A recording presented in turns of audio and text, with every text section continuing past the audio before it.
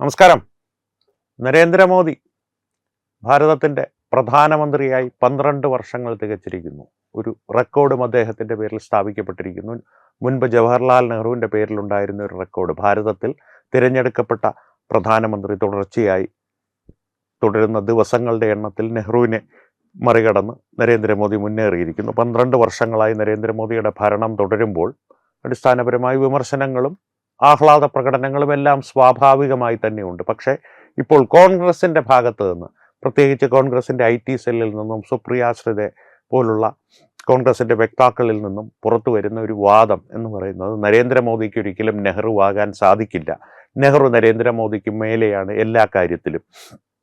അടിസ്ഥാനപരമായ ആ വാദത്തിൽ എന്തെങ്കിലും സത്യമുണ്ടോ എന്നുള്ളത്, കാരണം ജവഹർലാൽ നെഹ്റു എന്നുള്ളത് വളരെ കാലമായി ഭാരതീയരുടെ മനസ്സിലുള്ള വലിയൊരു ബിംബമാണ്. ആ ബിംബം എങ്ങനെ ഭാരതീയരുടെ മനസ്സിലെത്തി എന്നുള്ളത്, അതിനെ സംബന്ധിച്ചും വിവിധ വാദങ്ങളും വിമർശനങ്ങളുമുണ്ട്. കാരണം പ്രത്യേകമായിട്ട് വളരെ കൃത്യതയോടുകൂടി തന്നെ നിർമ്മിച്ചെടുക്കപ്പെട്ട ഒരു വ്യാജ ബിംബമാണ് ജവഹർലാൽ നെഹ്റു എന്നുള്ളൊരു വാദമുണ്ട്. അതിൽ കുറേയൊക്കെ വാസ്തവമുണ്ട് താനും. അതുകൊണ്ട് തന്നെ നരേന്ദ്രമോദിയുടെയും ജവഹർലാൽ നെഹ്റുവിൻ്റെയും പ്രധാനമന്ത്രി പദങ്ങളെ തമ്മിലൊന്ന് താരതമ്യം ചെയ്തു നോക്കുന്നത് രസകരമായിരിക്കും. അടിസ്ഥാനപരമായിട്ട് നരേന്ദ്രമോദിയേക്കാൾ ഔന്നത്യങ്ങളിലാണോ നെഹ്റു നിലകൊള്ളുന്നത് രാഷ്ട്രീയപരമായി, അല്ലെങ്കിൽ പ്രധാനമന്ത്രി എന്നുള്ള നിലയിൽ എന്നുള്ളതിൻ്റെ ഒരു ഹ്രസ്വമായിട്ടുള്ളൊരു വിശകലനം പ്രേക്ഷകരുമായിട്ടൊന്ന് പങ്കുവയ്ക്കണമെന്ന് തോന്നി. അതിനു വേണ്ടിയിട്ടാണ് ഈ വീഡിയോ. ആദ്യം ജവഹർലാൽ നെഹ്റുവിൻ്റെ കാര്യമെന്ന് എടുത്തു കഴിഞ്ഞാൽ, ജവഹർലാൽ നെഹ്റു എന്നുള്ള വ്യക്തി ഒരിക്കലും ഒരു ജൈവപരമായിട്ട് അല്ലെങ്കിൽ ഓർഗാനിക്കായിട്ട് കോൺഗ്രസിൽ വളർച്ച നേടിയൊരു വ്യക്തിയല്ല. കാരണം 1920കളിലാണ് മഹാത്മാഗാന്ധി തന്നെ കോൺഗ്രസിലേക്ക് എത്തുന്നതും ആ കോൺഗ്രസിൻ്റെ നേതൃത്വത്തെ ആകപ്പാടെ മാറ്റിമറിച്ച്, കോൺഗ്രസിൻ്റെ ഒരു ലക്ഷ്യം തന്നെ മാറ്റിമറിച്ച്, അടിസ്ഥാനപരമായിട്ട് A.O. ഹ്യൂം സ്ഥാപിച്ചൊരു പാർട്ടിയാണെങ്കിൽ പോലും ലോകമാന്യ തിലകനെ പോലെയുള്ളവരുടെ ഇടപെടലുകൾ കാരണം പലപ്പോഴും കോൺഗ്രസ് ദേശീയതയോട് വളരെ അടുത്ത് നിന്ന് പ്രവർത്തിക്കുന്ന കാലഘട്ടങ്ങൾ ഉണ്ടായിട്ടുണ്ട്.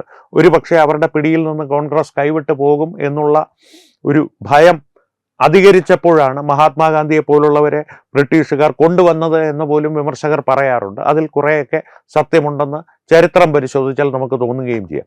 മഹാത്മാഗാന്ധിയുടെ നിഴല് പറ്റി വളർന്നു വന്ന ഒരു വ്യക്തിയാണ്, അല്ലെങ്കിൽ ഒരു രാഷ്ട്രീയ നേതാവാണ് ജവഹർലാൽ നെഹ്റു. ജയിലിൽ പോയിട്ടുണ്ട്. പക്ഷേ A ക്ലാസ് സൗകര്യങ്ങളിൽ കിടന്ന് ഒരിക്കലും കാലാപാനി പോലുള്ള ഭീകരമായിട്ടുള്ള കാരാഗ്രഹങ്ങൾ കാണേണ്ട ദൗർഭാഗ്യം നെഹ്റുവിനുണ്ടായിട്ടില്ല.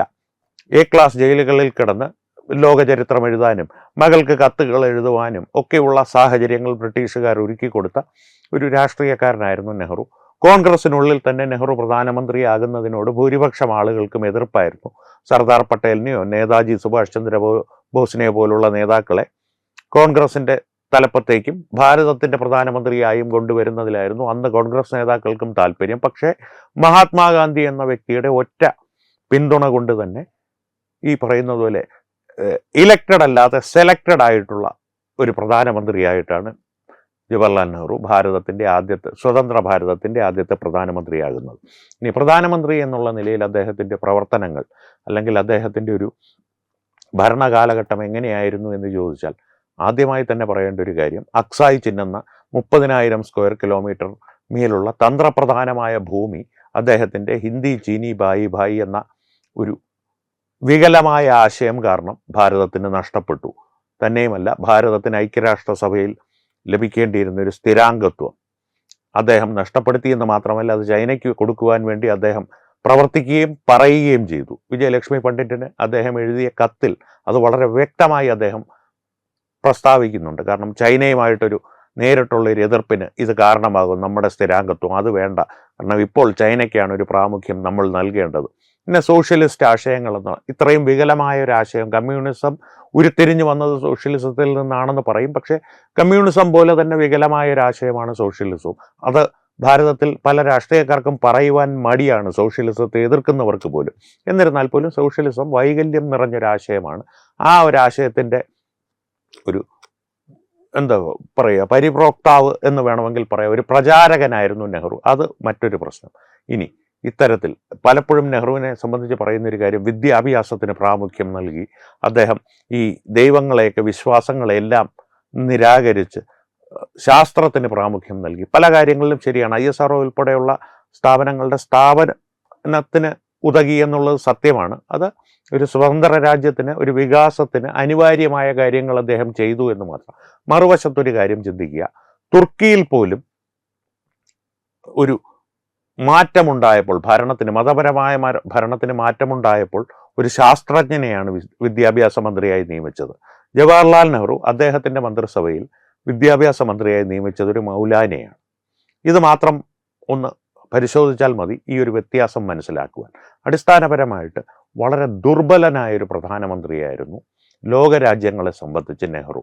അദ്ദേഹത്തിന് ബഹുമാനം അവർ നൽകുന്നത് പോലെ ഭാവിച്ചിരുന്നു. അടിസ്ഥാനപരമായിട്ട് UN-ൽ, നമ്മുടെ ഐക്യരാഷ്ട്രസഭയിൽ രാജീവ് ഗാന്ധി നടത്തിയൊരു പ്രസംഗമുണ്ട്, ബുദ്ധനെ എല്ലാം പരാമർശിച്ച്. അത്രയും മികച്ചൊരു പ്രസംഗം ഭാരതത്തിലെ ഒരു പ്രധാനമന്ത്രിയും നടത്തിയിട്ടില്ല, മോദി ഉൾപ്പെടെ. പക്ഷേ എന്ത് പ്രയോജനം? ഒരു പ്രയോജനമില്ല. എല്ലാവരും കേട്ട് കൈയടിച്ചു, രാജീവ് ഗാന്ധി പോയി. അത് കഴിഞ്ഞിട്ടും അമേരിക്ക ഉൾപ്പെടെയുള്ളവരുടെ സമ്മർദ്ദങ്ങൾ ഭാരതത്തിൻ്റെ മേൽ തുടർന്നു കൊണ്ടിരുന്നു. മോദിയുടെ കാലത്താണ് അതിൻ്റെ ഒരു വ്യത്യാസം വന്നത്. മോദിയുടെ കാലം പറയുമ്പോൾ അതിലേക്ക് വരാം.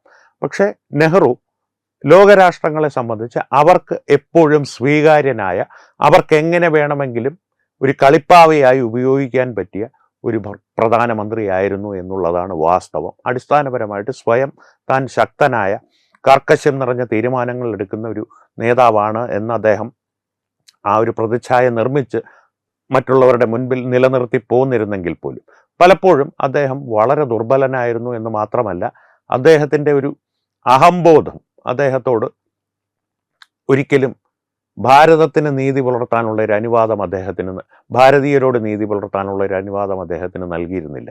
അടിസ്ഥാനപരമായിട്ട് അദ്ദേഹത്തിനെതിരെ എഴുതുന്ന മാധ്യമങ്ങൾ, ഇപ്പോൾ മോദി ഫാഷിസ്റ്റാണെന്നൊക്കെ പറയുമല്ലോ, അദ്ദേഹത്തിനെതിരെ എഴുതുന്ന മാധ്യമങ്ങളെ, ശങ്കർ നിങ്ങൾ എൻ്റെ കാർട്ടൂൺ വരയ്ക്കണം, എന്നെ വെറുതെ വിടരുത് എന്ന് കാർട്ടൂണിസ്റ്റ് ശങ്കറിനോട് അദ്ദേഹം പറഞ്ഞു എന്നുള്ളൊരു വളരെ വിഖ്യാതമായിട്ടുള്ള, ചാച്ചാജി മറ്റേ പന്തെടുത്ത് കൊടുത്തു എന്നുള്ളത് പോലൊരു കഥയുണ്ട്. ഇത് ശങ്കർ തന്നെ പറഞ്ഞതാണെങ്കിൽ പോലും ഇത്തരത്തിലുള്ളൊരു പ്രതിച്ഛായ ഒരു വശത്ത് അദ്ദേഹം സൃഷ്ടിക്കുവാൻ ശ്രമിക്കുമ്പോൾ പോലും അദ്ദേഹത്തിനെതിരെ എഴുതിയ മാധ്യമങ്ങളെ പൂട്ടിക്കെട്ടുവാൻ വേണ്ടി ഭരണഘടനയിലെ ആദ്യത്തെ ഭേദഗതി കൊണ്ടുവന്ന വ്യക്തിയാണ് ജവഹർലാൽ നെഹ്റു.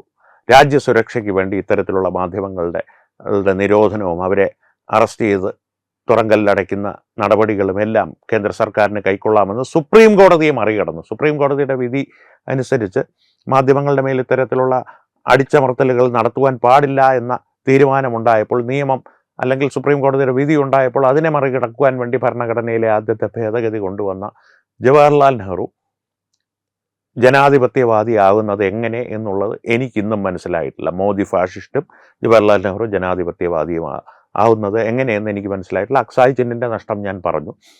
സിക്കിം, അരുണാചൽ പ്രദേശ് ഉൾപ്പെടെയുള്ള പ്രദേശങ്ങൾ സർദാർ വല്ലഭായ് പട്ടേലിൻ്റെയും ഭാരതീയ സൈന്യത്തിൻ്റെയും കൃത്യസമയത്തുള്ള ഇടപെടലുകൾ, അതിൽ തന്നെ സർദാർ വല്ലഭായ് പട്ടേലിൻ്റെ ശക്തമായിട്ടുള്ള വിമർശനത്തോടു കൂടിയുള്ള സമീപനം ഇല്ലായിരുന്നെങ്കിൽ ഒരുപക്ഷെ പൂർണ്ണമായും അരുണാചൽ പ്രദേശ് എന്തായാലും നഷ്ടപ്പെട്ടേനെ. സിക്കിം പിന്നീടുള്ള കാലത്താണ് പൂർണ്ണമായും ഭാരതത്തിലേക്ക് വരുന്നത്. പക്ഷേ അതിൻ്റെ തുടക്കം കുറിക്കുന്നത് നെഹ്റുവിൽ നിന്നാണ്. കശ്മീരിൻ്റെ കാര്യത്തിലും അങ്ങനെ തന്നെ. അടിസ്ഥാനപരമായിട്ട് തനിക്ക് പ്രിയപ്പെട്ട ഷെയ്ഖ് അബ്ദുള്ളയും പിൻഗാമികളെയും കശ്മീരിൽ വാഴിക്കുവാൻ വേണ്ടി അവിടെ കശ്മീർ രാജ്യത്ത് നടത്തുന്ന ഇടപെടലുകളിൽ, ആ സമയത്ത് ഒരു രാജ്യമായി നിലനിൽക്കുകയാണല്ലോ, ഇടപെടലുകളിൽ താമസം വരുത്തി പാക് അധിനിവേശ കാശ്മീർ എന്നുള്ളൊരു പ്രദേശം ഉണ്ടാക്കി വെച്ചതിൻ്റെയും ഉത്തരവാദിത്വം നെഹ്റുവിന് തന്നെയാണ്.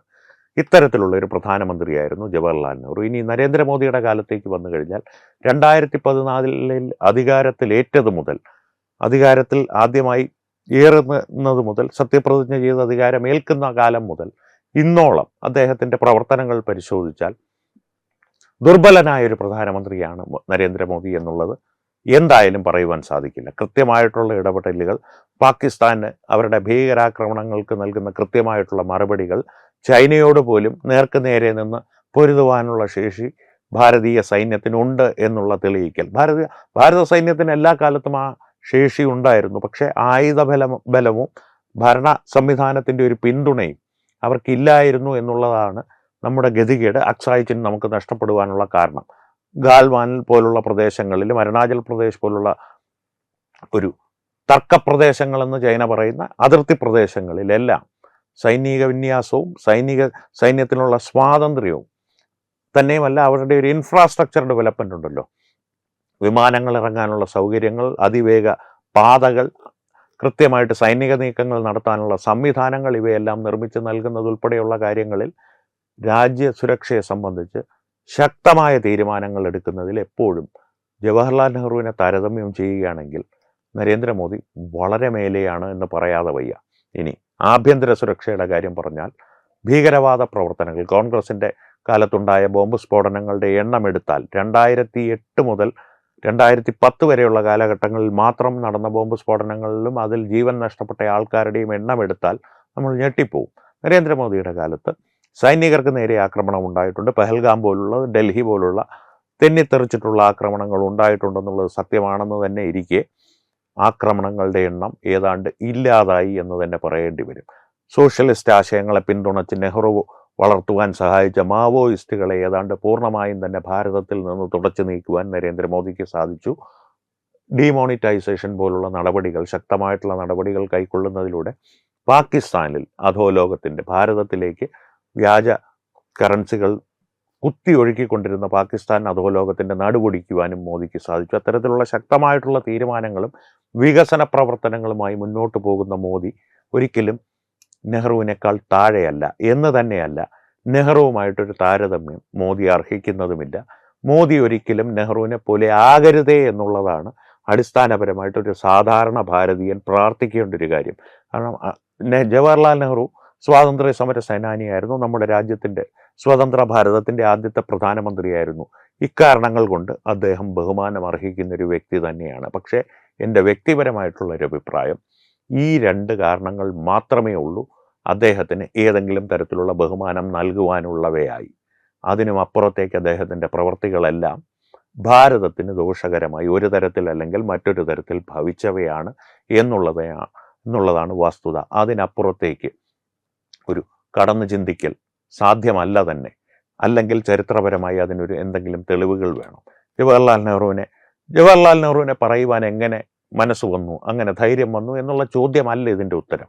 കൃത്യമായിട്ടുള്ള അക്സായി ചിഹ്നം നഷ്ടപ്പെട്ടത് ജവഹർലാൽ നെഹ്റുവിൻ്റെ കുഴപ്പം കൊണ്ടല്ല, അല്ലെങ്കിൽ നയങ്ങളിലെ വൈകല്യം കൊണ്ടല്ല, അല്ലെങ്കിൽ ജവഹർലാൽ നെഹ്റുവിൻ്റെ തീരുമാനങ്ങളിലെ പാളിച്ചകൾ കൊണ്ടല്ല ഭാരതത്തിന് ഐക്യരാഷ്ട്രസഭയിലെ സ്ഥിരാംഗത്വം നഷ്ടപ്പെട്ടത്. ഇക്കാര്യങ്ങൾ ചരിത്രപരമായിട്ട് തെളിയിക്കുവാൻ കോൺഗ്രസിന് സാധിക്കുമെങ്കിൽ ഈ വാദങ്ങളെല്ലാം പിൻവലിച്ച് മാപ്പും പറയുവാൻ ഞാൻ തയ്യാറാണ്. പക്ഷേ അത് സംഭവിക്കാത്തിടത്തോളം കാലം നരേന്ദ്രമോദിയും ജവഹർലാൽ നെഹ്റുവുമായിട്ട് യാതൊരു താരതമ്യവുമില്ല. ജവഹർലാൽ നെഹ്റുവിനെ പോലെ ഒരിക്കലും ആകരുത് നരേന്ദ്രമോദി എന്നുള്ളതാണ് ഭാരതത്തിൻ്റെ നന്മയ്ക്ക് ഏറ്റവും ഉത്തമമായ കാര്യം.